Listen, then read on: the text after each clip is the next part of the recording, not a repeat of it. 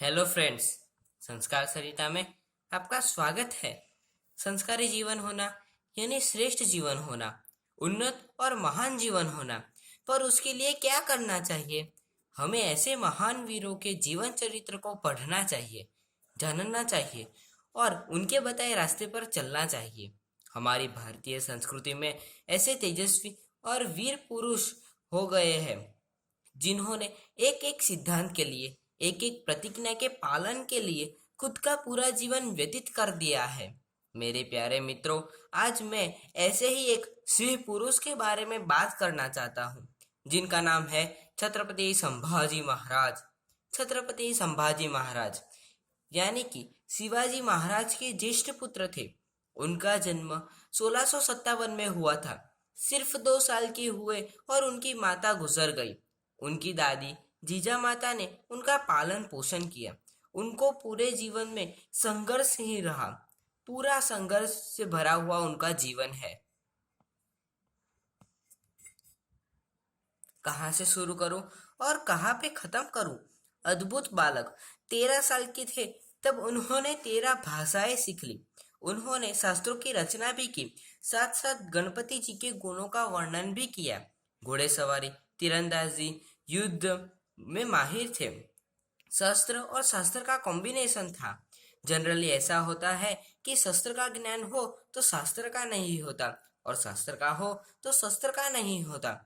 बल और बुद्धि दोनों इस बालक में थे। छोटी सी उम्र में 60 किलो की तलवार लेकर युद्ध किया और वह युद्ध जीत कर आए। मित्रों, वह हमारी उम्र के ही थे। उनके पिताजी शिवाजी घोड़े पर बिठा के आगरा ले गए। वह औरंगजेब के हाथों कैद हो गए।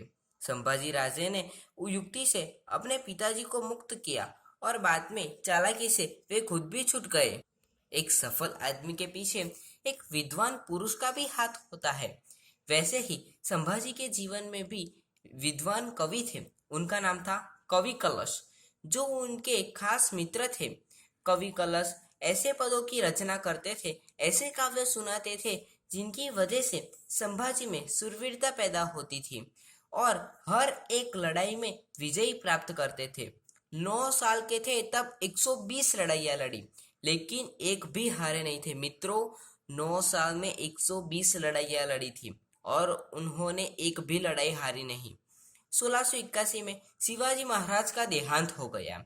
बाद में समय नहीं बिगाड़ा। उन्होंने औरंगजेब के सबसे बड़े किले को जीत लिया। तो औरंगजेब ने कहा, इस बच्चे को खत्म कर दो। 2 लाख की सेना मुगलों की और दूसरी तरफ सिर्फ 20,000 सेना मराठा की। फिर भी औरंगजेब हार गया। संभाजी की उम्र छोटी थी, लेकिन उनके पास हिम्मत, आत्मविश्वास, पावरफुल निर्णय शक्ति और अद्भुत नेतृत्व था। इसीलिए वह हर बार जीत जाते थे और औरंगजेब हार जाता था।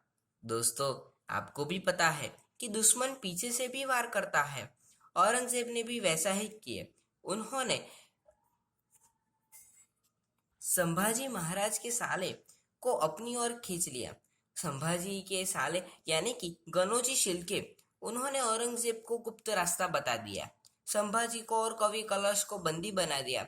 तब संभाजी ने कहा, हमको तो गनोजी शिर्के ने लूटा, औरंगजेब में कहा दम था, अपनी कश्ती वहां डूबी जहां पानी कम था।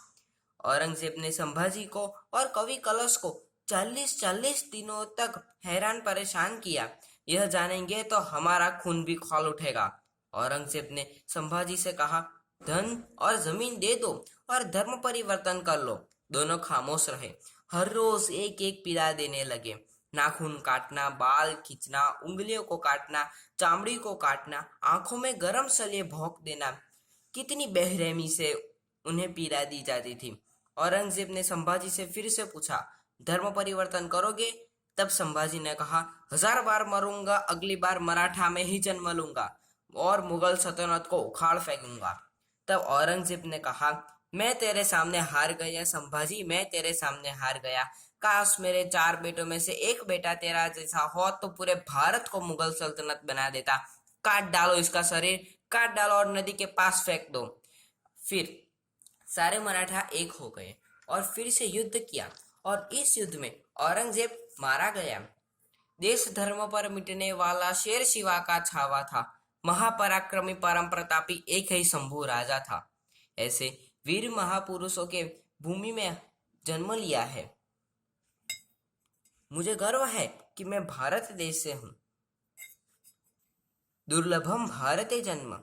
दोस्तों, ऐसे ही कहानी लेकर फिर से मिलेंगे। जय हिंद।